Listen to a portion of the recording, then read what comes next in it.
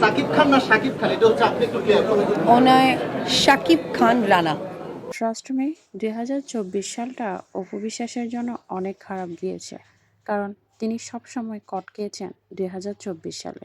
এই যেমন একটু আগে কট খাইলেন, তিনি শাকিব খানকে কি নামে ডাকেন? সারা জীবন শুনে আসলাম অপু বিশ্বাস শাকিব খানকে শাকিব খান বলে ডাকেন, যার কারণে বছরের শেষ প্রান্তে এসে সাংবাদিকদের প্রশ্নের সম্মুখীন হন অপু বিশ্বাস। অপু বিশ্বাসকে সাংবাদিক প্রশ্ন করেন, আপনি আসলে শাকিব খানকে কি নামে ডাকেন, শাকিব খান নাকি শাকিব খান? এমন প্রশ্নের উত্তরে অপু বিশ্বাস শুদ্ধ করে শাকিবের নামটা বলতে পারলেন অবশেষে, কারণ তিনি তো শাকিব খানকে শাকিব খান বলে ডাকতেই জানেন না। এটা হয়তো সাংবাদিকরা কিংবা বিভিন্ন জায়গায় মানুষ উপলব্ধি করেছেন, আর ঠিক এই কারণেই হয়তো সাংবাদিকরা এতদিন পর এসে অপু বিশ্বাসকে প্রশ্ন করলেন, আপনি আসলে শাকিব খানকে কি নামে ডাকেন? যাই হোক, অপু বিশ্বাস যে ভালো মতো অপদস্থ হয়েছেন এই জায়গায়, সেটা দেখেই বোঝা যাচ্ছে। কিন্তু কথা হচ্ছে, অপু বিশ্বাস নাকি শাকিব খানের সাথে 9 বছর সংসার করেছেন, কিন্তু তিনি শাকিব খানের প্রকৃত নামটাই জানেন না। শাকিব খানের নাম আমরা যতটুকু জানি, ওনার নাম সম্ভবত মাসুদ রানা। সিনেমায় আসার পর ওনার নাম পরিবর্তন করে হয়তো শাকিব খান রাখা হয়েছিল, কিন্তু এত বছর সংসার করা অপু বিশ্বাস সেই নামটা জানেন না। এমনকি যে নাম দেয়া হয়েছে শাকিব খানের পরবর্তীতে, সেই নামটাও তিনি শুদ্ধ করে বলতে জানেন না।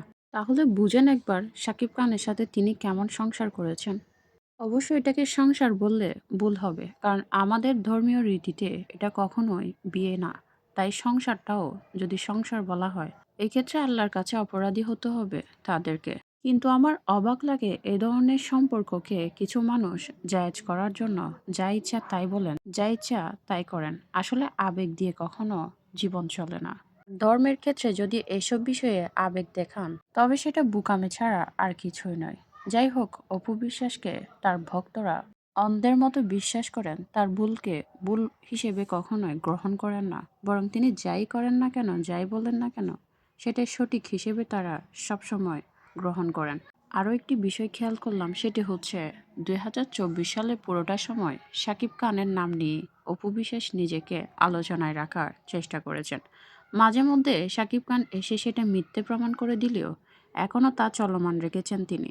সম্প্রতি একটি শোতে আবারও তিনি প্রমাণ করার চেষ্টা করছেন, তার সাথে গোপনে সংসার করছেন, বা তার পরিবার তাকে মেনে নিয়ে আবারও সংসার করাচ্ছেন, এমন ধরনের পূর্বাভাস দেওয়ার চেষ্টা করছেন তিনি।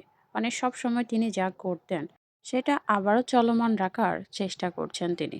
যাই হোক, বুবলি শাকিব খানের নাম নিয়ে তিনি নিজেকে আর কতদিন এভাবে আলোচনায় রাখতে পারেন সেটাই দেখার পালা। এভাবে আর কতদিন চলমান থাকবে এসব, সেটাই দেখা যাক নতুন বছরে।